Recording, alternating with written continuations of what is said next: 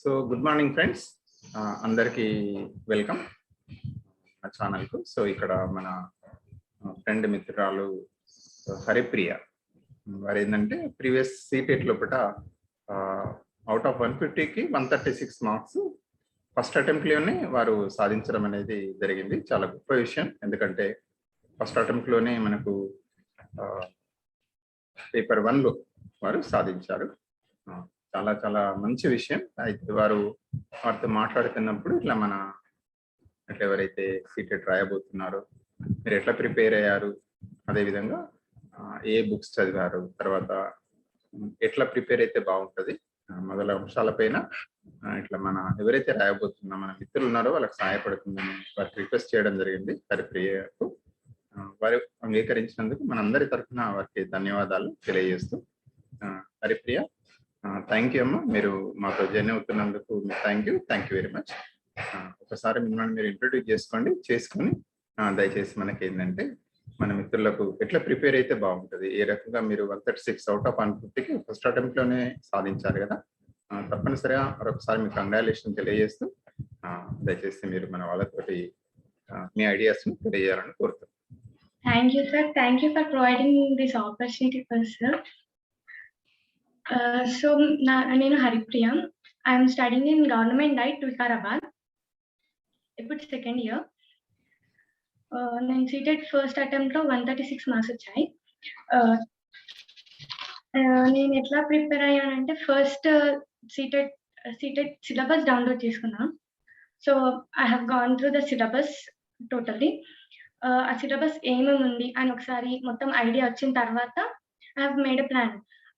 CTET కంటే ఒక 15 days ముందు సిలబస్ కవర్ చేయాలి, సిలబస్ అంతా ప్రిపేర్ కావాలి అన్నట్టు ప్లాన్ చేసుకున్నాను. సో లాస్ట్ 15 to 20 డేస్ ఏంటంటే రివిజన్కి ప్రాక్టీస్కి I have allotted that time. So మనకి ప్రిపేర్ అయ్యేటప్పుడు చదవడం ఎంత ఇంపార్టెంటో రివిజన్ అండ్ ప్రాక్టీస్ కూడా అంతే important. So last 15 to 20 days మీరు రివిజన్కి ప్రాక్టీస్కి ఇవ్వడం బెటర్. అండ్ ఇప్పుడు సీటెట్లో ఉన్న టాపిక్స్ ఏంటంటే మనం డిఎల్ఎడ్లో చదువుతాం, ఫస్ట్ ఇయర్ సెకండ్ ఇయర్లో డిఎల్ఎడ్లో అవి చదువుతాం కాబట్టి మనం సీటెట్కి ప్రిపేర్ అయ్యేటప్పుడు కొంచెం ఈజీ అవుతుంది, మనకి ఈజీగా గ్రాస్ప్ చేసుకోవచ్చు కాన్సెప్ట్స్ అనేటివి. ఇప్పుడు చదువుతున్నాం కాబట్టి మనం నేర్చుకునేటప్పుడు తొందరగా నేర్చుకోగలుగుతామని నా ఒపీనియన్. సో ఫస్ట్ నేను ఏ టాపిక్స్ తీసుకున్నానంటే ఇప్పుడు సీటెట్లో పెడగాజీకి 90 మార్క్స్ ఉంది, కంటెంట్కి 60 మార్క్స్ ఉంది. సో నేను ఫస్ట్ పెడగాజీ టాపిక్స్ని కంప్లీట్ చేయాలని ప్లాన్ చేసుకున్నా. సో ఫస్ట్ పెడగాజీని కవర్ చేసినాను, దాని తర్వాత I have move to content. So ఇప్పుడు పెడగాజీ చదివేటప్పుడు ఏంటంటే I have started with CDP. ఇప్పుడు మనం ఏదైనా ఒక టాపిక్ చదివితే ఆ టాపిక్ గురించి అప్పుడే ప్రాక్టీస్ చేయాలి. ఆ టాపిక్ చదివిన తర్వాత I use to practice the questions and previous year questions related to that topic. ఇప్పుడు మనం ప్రాక్టీస్ చేస్తేనే ఎక్కడ మిస్టేక్స్ పోతున్నాయని తెలుస్తుంది. సో నేను చదివిన తర్వాత ప్రాక్టీస్ చేసేదాన్ని. ఆ మిస్టేక్స్ పోయినప్పుడు నేను ఎక్కడ మిస్ అవుతున్న టాపిక్, ఇంకా టాపిక్ని బెటర్గా అండర్స్టాండ్ చేసుకోవడానికి ఈజీగా ఉండేది. సో ఏదైనా ఒక టాపిక్ చదివిన తర్వాత అప్పుడే దాన్ని రివైజ్ చేసుకొని ప్రాక్టీస్ చేసే మనం ఎక్కువసేపు గుర్తుంచుకోగలము. అండ్ డైలీ ఈ టాపిక్ ఇంతవరకు కంప్లీట్ చేయాలి, డైలీ ఇన్ని టాపిక్స్ కంప్లీట్ చేయాలి అని ఇట్లా టార్గెట్ పెట్టుకున్నాను. ఇన్ని అవర్స్ అని కాదు కానీ ఈ టాపిక్స్ వరకు కంప్లీట్ చేయాలని ఆ టాపిక్స్ అయిపోయే వరకు చదివేదాన్ని. సో దానికి తగ్గట్టు రివిజన్ అండ్ ప్రాక్టీస్ అండ్ నైట్కి చదివిన టాపిక్స్ అన్ని మళ్ళీ ఒకసారి రివైజ్ చేసుకొని చూసుకునేదాన్ని. అండ్ ఇప్పుడు మనం ప్రాక్టీస్ చేస్తేనే మన మిస్టేక్స్ ఏంది, ఎర్రర్స్ ఏంది తెలుస్తుంది, మనం వాటిని రెక్టిఫై చేసుకోగలం, ఇంకా మనకి గుర్తుంటుంది. ప్రాక్టీస్ చేస్తేనే ఆ టాపిక్ గురించి ఒక ఐడియా అనేది క్లియర్గా వస్తుంది. సో మీరు ప్రాక్టీస్ అనేది ఇంపార్టెంట్. టాపిక్ చదివినప్పుడే ఆ టాపిక్ గురించిన క్వశ్చన్స్ ప్రాక్టీస్ చేయండి. And one more important thing is మనం ఆ టాపిక్ని చదివినప్పుడు దాన్ని మనం రియల్ లైఫ్ సిచ్యువేషన్స్కి కనెక్ట్ చేసుకోవాలి. మన లైఫ్ సిచ్యువేషన్కి కనెక్ట్ చేసుకుంటే ఏంటంటే మనకి ఎక్కువ రోజులు గుర్తుంటుంది, మనకి ఆ టాపిక్ని ఎక్కువ రోజులు గుర్తుంటుంది, దాని అప్లికేషన్ తెలుస్తుంది. సో మనకి ఆ టాపిక్ గురించి ఒక కంప్లీట్ అండర్స్టాండింగ్ అనేది మైండ్లో ఫామ్ అవుతుంది. ఎట్లా అడిగిన క్వశ్చన్ మనం అటెంప్ట్ చేయడానికి రెడీగా ఉంటాం. అండ్ టాపిక్ ఇదంతా టాపిక్స్ చదవడం, రివిజన్, ప్రాక్టీస్ ఇదంతా ప్రిపరేషన్ అయిపోయిన తర్వాత లాస్ట్ 15-20 డేస్ రివిజన్ అని చెప్పాను కదా! సో, ఒకసారి రివైజ్ చేసుకున్నా. మొత్తం సిలబస్ అంతా నేను చదివిందంతా ఒకసారి రివైజ్ చేసుకున్నా.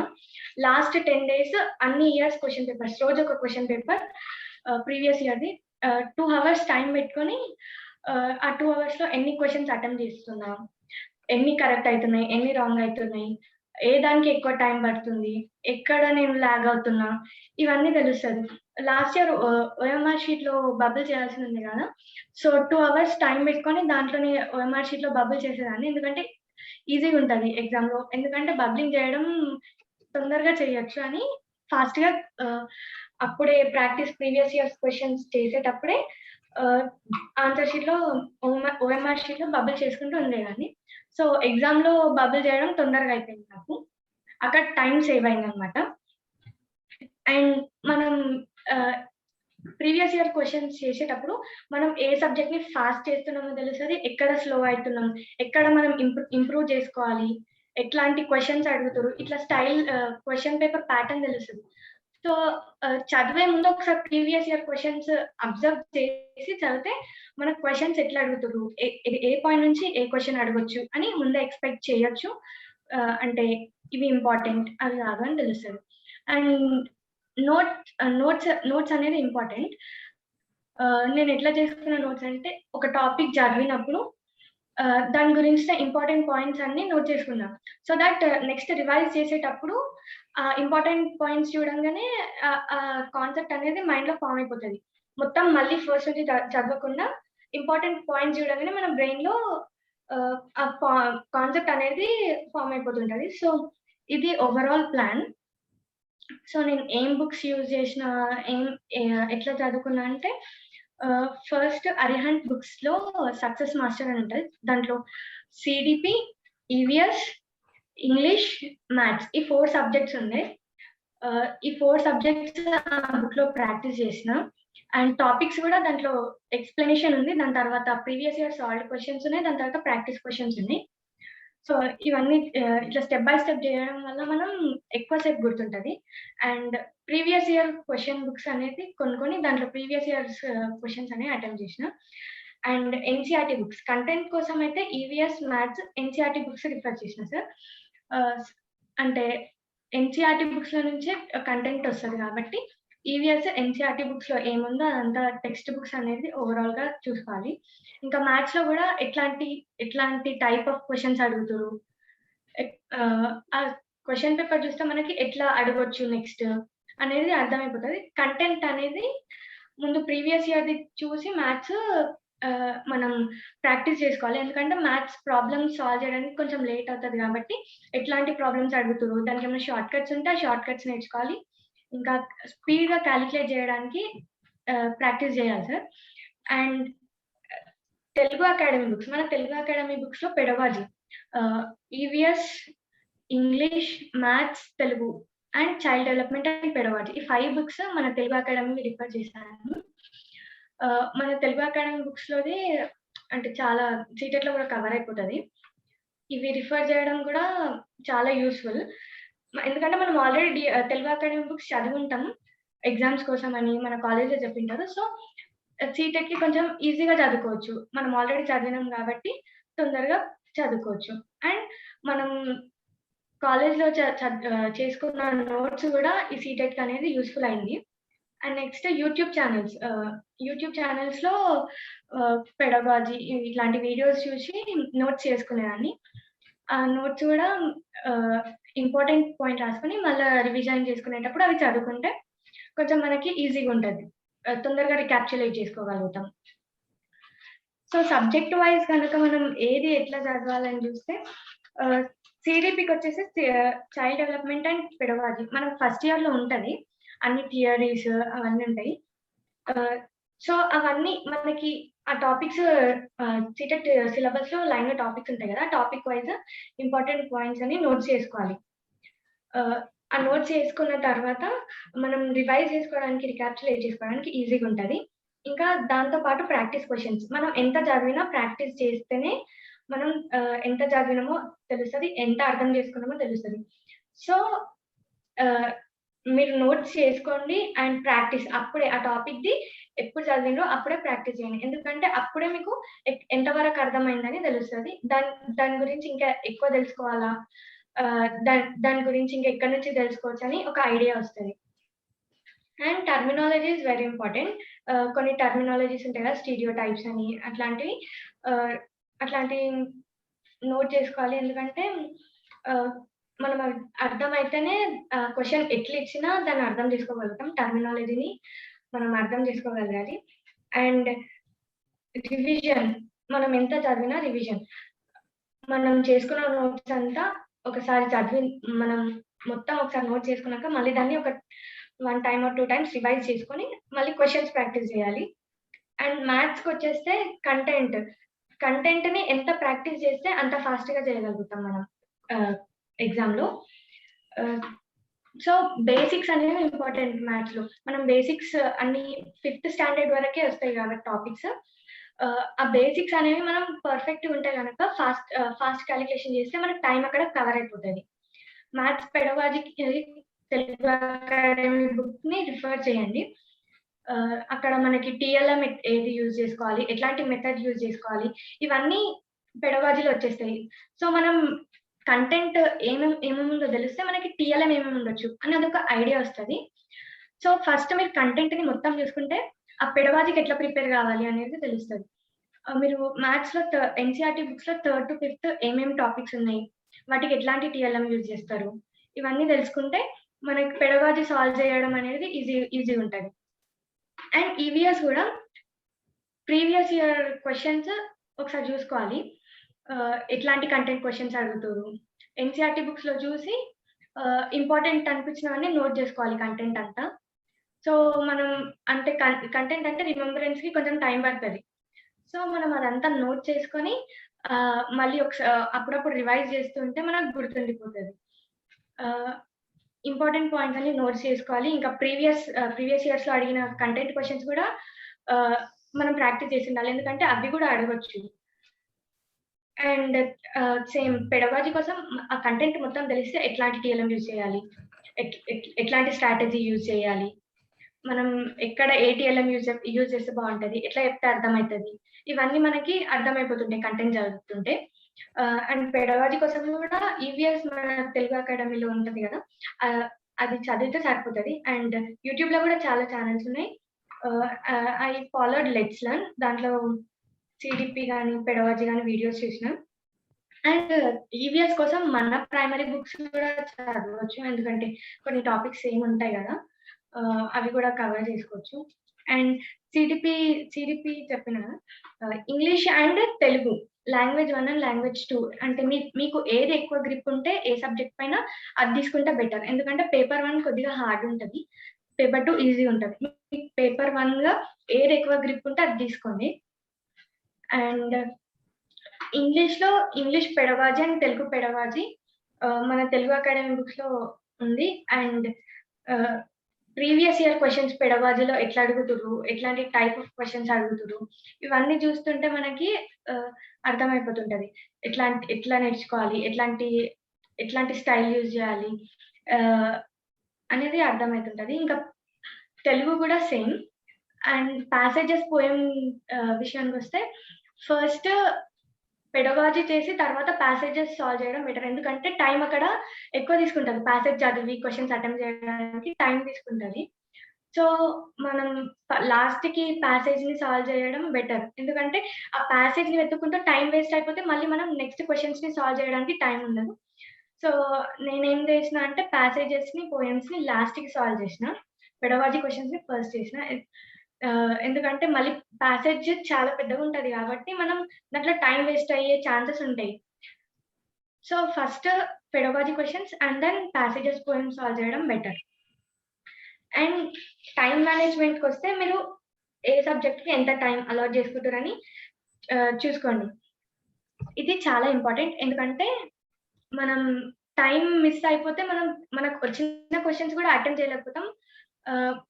ఇంకా మన స్కోర్ తగ్గిపోతది. సో, ఒక సబ్జెక్ట్‌కి ఇన్ని మినిట్స్. సీడీపీ తొందరగా సాల్వ్ చేయొచ్చు. దానికొక 20 మినిట్స్. మ్యాథ్స్‌కి కొంచెం ఎక్కువైతది. సీడీపీలో మిగిలిన 10 మినిట్స్ మ్యాథ్స్‌కి యూజ్ చేయొచ్చు. ఇట్లా మనం టైం అనేది మేనేజ్ జేసుకోవాలి. మన స్పీడ్‌ని బట్టి, మన అండర్‌స్టాండింగ్‌ని బట్టి, మనకి ఏ సబ్జెక్ట్ పైన గ్రిప్ ఉందనే దాన్ని బట్టి మనం టైం అనేది మేనేజ్ జేసుకోవాలి. ఫస్ట్ ఏదొస్తే అది సాల్వ్ చేయడం బెటర్. ఎందుకంటే దాని మీద పెట్టుకుంటే ఫస్టే టైం వేస్ట్ అయ్యే ఛాన్సెస్ ఉంటాయి. వచ్చినవి అటెంప్ట్ జేయలేకపోతాం. సో, మనకొచ్చినవన్నీ ఫస్ట్ అటెంప్ట్ జేసి, తర్వాత రానివి కొంచెం ఆలోచించి టైం ఉంటది లాస్ట్‌కి కాబట్టి అప్పుడు ఆలోచించి పెట్టడం బెటర్.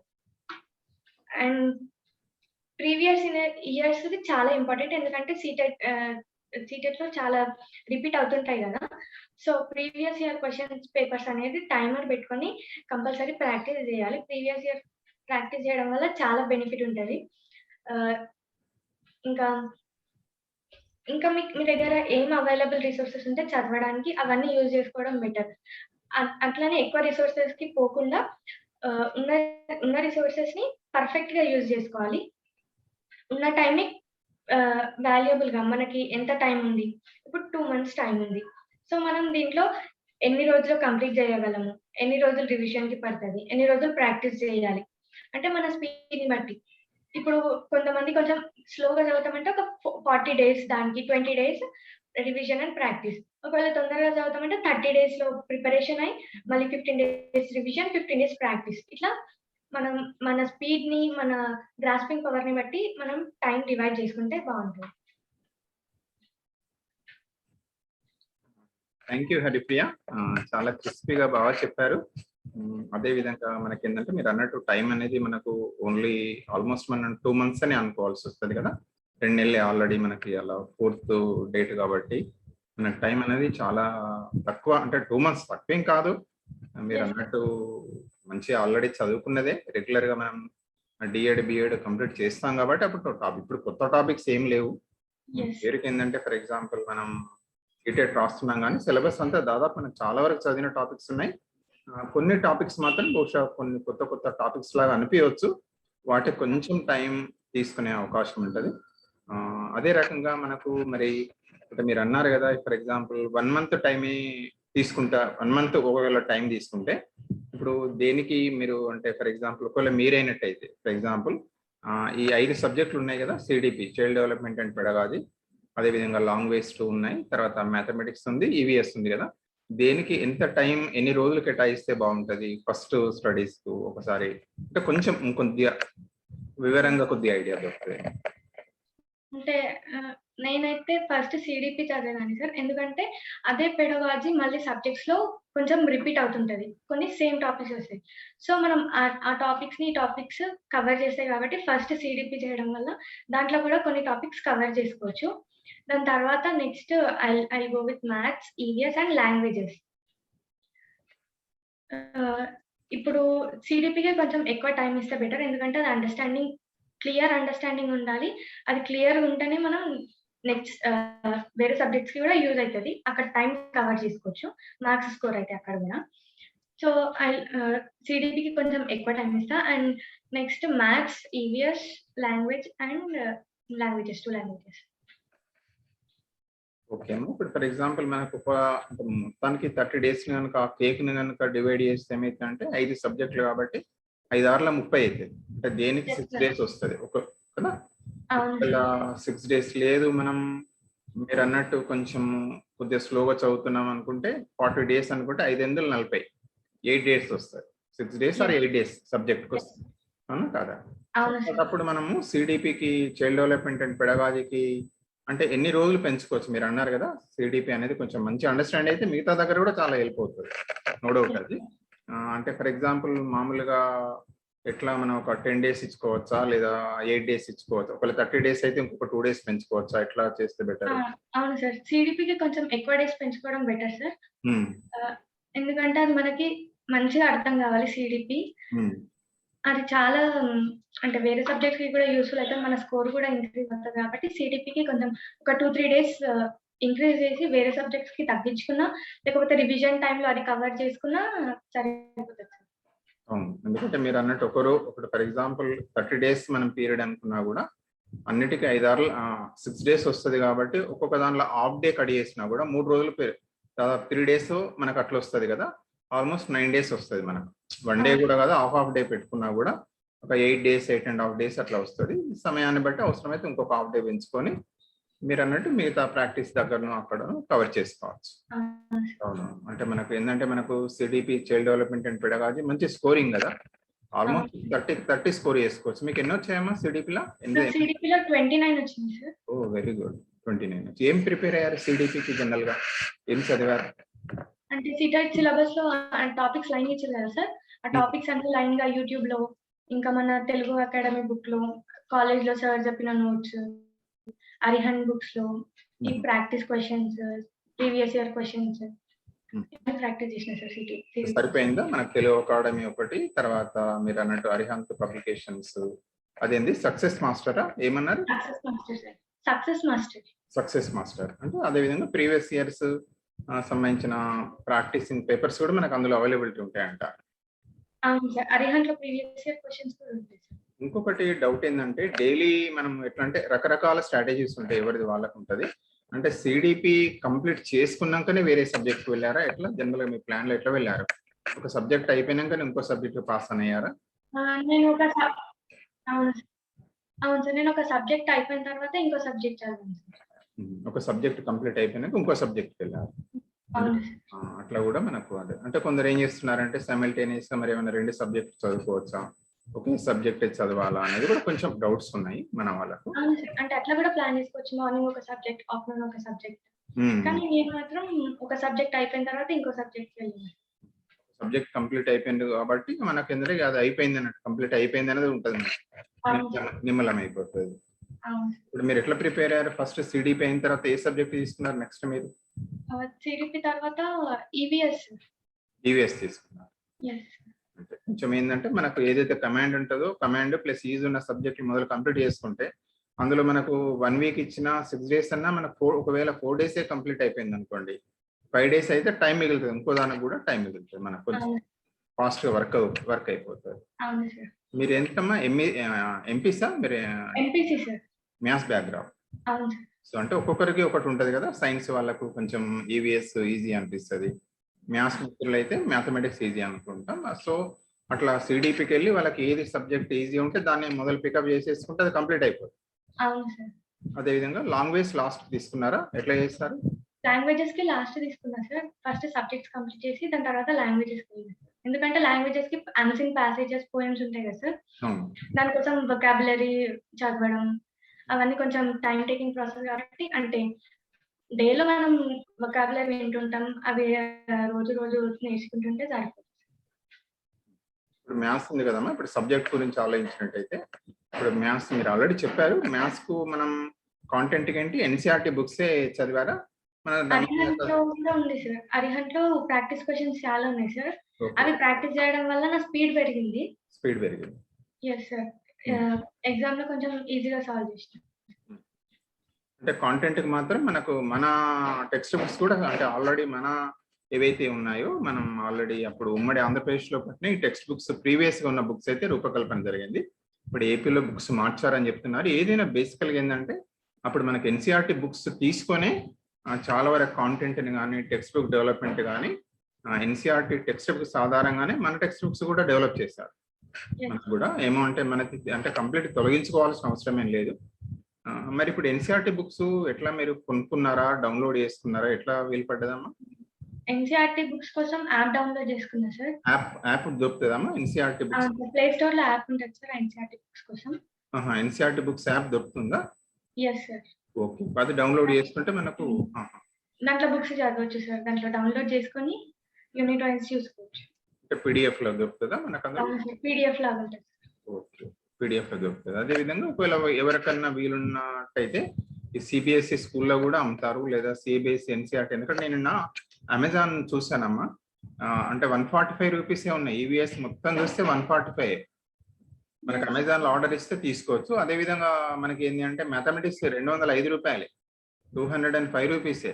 అంటే 400 లో మనకి ఏమవుతుంది అంటే డైరెక్ట్ టెక్స్ట్ బుక్ కూడా దొరుకుతాయి. ఎందుకంటే మనకు సోర్స్ మనం మిత్రులకు చెప్తే, ఎందుకంటే ఒక్కొక్కసారి మనం ఈ యొక్క అంటే యాప్ దొరుకుతుంది, బట్ రియల్ టెక్స్ట్ బుక్స్ దొరికితే కూడా ఇంకా మనకు మంచి యూస్ఫుల్ అవుతుంది కదా.